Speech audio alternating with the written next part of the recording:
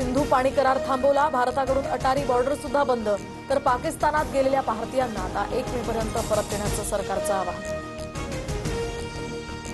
पाकिस्तानी नागरिकांना भारतात प्रवेश बंदी, पाकिस्तानी नागरिकांना आता सार्क व्हिसा मिळणार नाही. पहलगाममधील हल्ल्यानंतर भारताचा मोठा निर्णय. पाकिस्तान हाय कमिशनच्या 5 अधिकाऱ्यांना हटवलं. पाकिस्तानी अधिकाऱ्यांनी 1 आठवड्यात तर पाकिस्तानी नागरिकांनी 48 तासात भारत सोडावा, परराष्ट्र मंत्रालयाच्या सूचना. दहशतवादी कारवाईचा आरोप पाकिस्ताननं फेटाळला. पहलगाममधील हल्ल्याशी आमचा संबंध नाही, पाकिस्तानचे परराष्ट्र मंत्री ख्वाजा आसिफ यांचा दावा.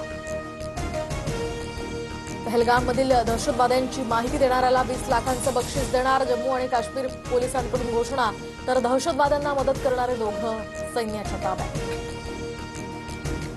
पहलगाममध्ये हल्ला करणाऱ्या दहशतवाद्यांचे फोटो समोर, तर 2 पाकिस्तानी आणि 2 स्थानिक दहशतवादी असल्याची सूत्रांची माहिती. दहशतवाद्यांचे फोटो समोर आल्यामुळे आता तपासात मोठी मदत होणार. धर्मादाय रुग्णालयांच्या